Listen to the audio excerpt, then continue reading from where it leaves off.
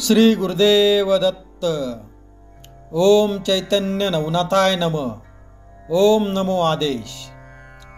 नाथ माझे दैवत या यूट्यूब चॅनलवर मी गणेश भंडारी आपल्या सर्वांचे मनपूर्वक स्वागत करतो। या चॅनलवर आपल्याला श्री नवनाथांचे जीवन कार्य, आध्यात्मिक ज्ञान, चरित्रकथा आणि नाथ संप्रदायाची परंपरा, श्री गुरु दत्त महाराजांचे तीर्थस्थळ, श्री गिरनार पर्वत या सर्वांबद्दल आपल्याला माहिती मिळेल। मी आपणा सर्वांना विनंती करतो की आपण जर या चॅनलवर नवीन असाल तर कृपया चॅनलला सबस्क्राईब करावे व बेल आयकॉनला प्रेस करावे।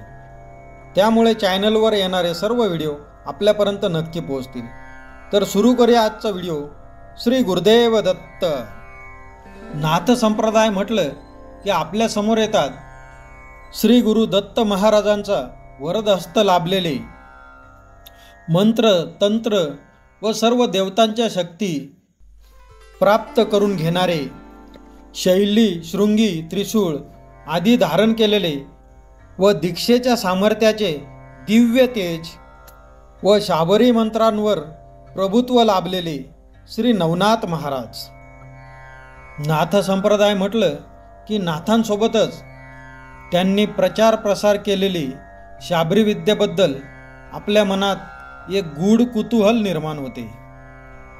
आजच्या या व्हिडिओमध्ये पाहूया माहिती शाबरी मंत्राच्या निर्मितीची।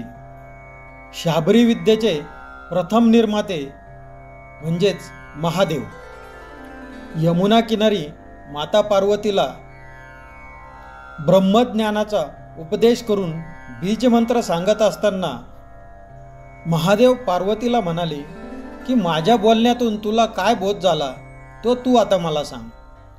पण माता पार्वती काही बोलणार तोच यमुनेच्या पाण्यातून शब्द आला, सर्वत्र एकमेव अद्वितीय असे ब्रह्म व्याप्त आहे, आता मी आणि तू असे द्वैत राहिले नाही। ते ऐकून पार्वतीला मोठे नवल वाटले। तेव्हा अंतर्ज्ञानाने सर्व प्रकार जाणून शंकर पार्वतीला म्हणाले, पूर्वी उपरिचर नामक वसू आकाशमार्गे विमानातून जात असताना उर्वशीला पाहून त्यांचा वीर्यपात झाला। ते वीर्य यमुनेच्या पात्रात पडले व ते एका मत्स्यिनीने गिळले। त्यामुळे ती गर्भवती होऊन तिच्या गर्भात कवी नारायणाने संचार केला। आता मी तुला केलेला उपदेश त्याने ऐकला असून आपण ऐकलेले शब्द त्याचेच आहे। त्यानंतर महादेवांनी कवी नारायणास उपदेशून तू पुढे बद्रिकाश्रमास ये, तेथे मी तुला भगवान दत्तात्रेयांकडून प्रत्यक्ष उपदेश देववीन असे सांगून शंकर पार्वतीसह कैलासावर निघून गेले।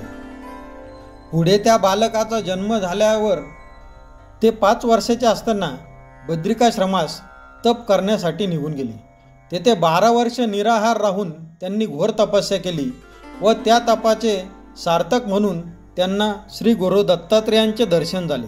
दत्तप्रभूंनी त्यांना दीक्षा देऊन त्यांना सर्व विद्या मंत्र तंत्र शिकवले, सर्व देवतांचे आशीर्वाद मिळवून दिले व पुढे त्यांना तीर्थभ्रमण करण्यासाठी दक्षिणेकडे जाण्यास सांगितले। पदभ्रमण करत असताना मच्छिंद्रनाथ सप्तशृंगी पर्वतावर गेली।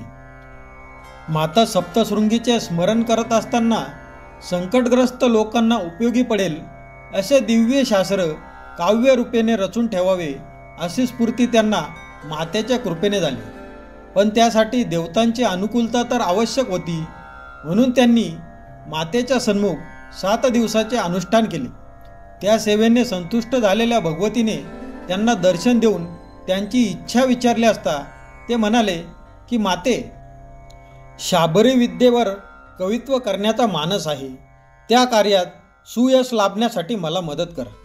तेव्हा देवीने त्यांना मार्तंड पर्वतावर नेले। तेथे त्यांच्याकडून बीजमंत्रोक्त हवन करविले। त्या प्रभावाने तेथे कांतिवान आणि विशालकाय असा अश्वत्थ वृक्ष प्रकट झाला। तो वृक्ष समस्त विद्येचे भांडार होता। त्याच्या प्रत्येक फांदीवर देवतांचा निवास होता। मातेने नाथाला त्यांचा परिचय देऊन त्यांना वश करून त्यांना विद्यामंत्र प्राप्त करण्यासाठी एक अत्यंत प्रभावी उपाय सांगितला। माता म्हणाली, ब्रह्मगिरीजवळ अंजनी पर्वत आहे, तेथे दक्षिणगामी नदी आहे. तिच्या काठावर हत्तीच्या पावलांएवढी 100 जलयुक्त कुंडे आहेत.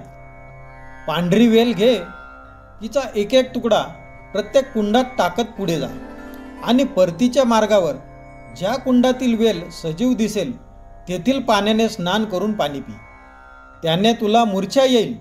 त्यावेळी तू मूर्छा जाईपर्यंत सूर्याच्या 12 नामांचा सतत जप कर. त्यामुळे तू शुद्धीवर येशील. त्यानंतर सूर्यदेवांना वंदन करून तू त्या कुंडातील पाणी एका कुपीत भरून इथे आण.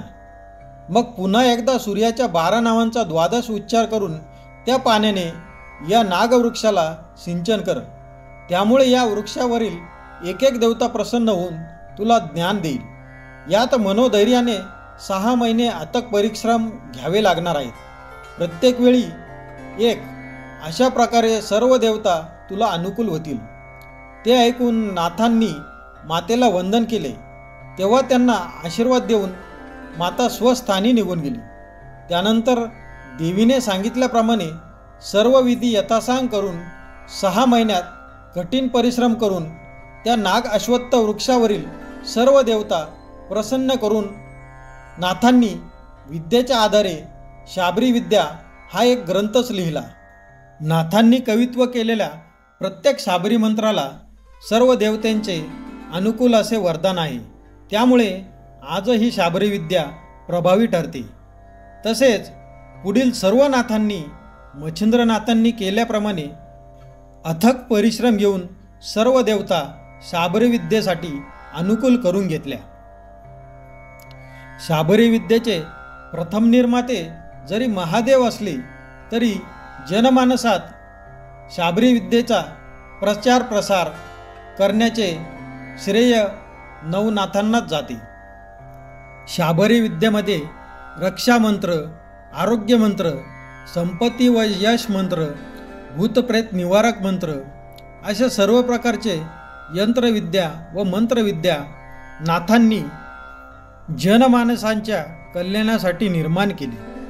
पूर्ण विश्वासाने आणि श्रद्धेने शाबरी मंत्राचा जप केला तर आजही त्या शाबरी मंत्राच्या जपाचे अनुभव सर्वांना येत असतात. श्री गुरुदेव दत्त. शाबरी मंत्राबद्दल असलेला आजचा व्हिडिओ आपल्याला आवडला असेल अशी मी आशा करतो व आपल्या सर्वांना विनंती करतो की आपण जर चॅनलवर नवीन असाल तर कृपया चॅनलला सबस्क्राईब करावे व बेल आयकॉन जरूर प्रेस करावे. त्यामुळे या चॅनलवर येणारे सर्व व्हिडिओ आपल्यापर्यंत पोहोचतील. तर भेटू पुढील व्हिडिओमध्ये. श्री गुरुदेव दत्त. ओम चैतन्य नवनाथाय नमः. ओम नमो आदेश.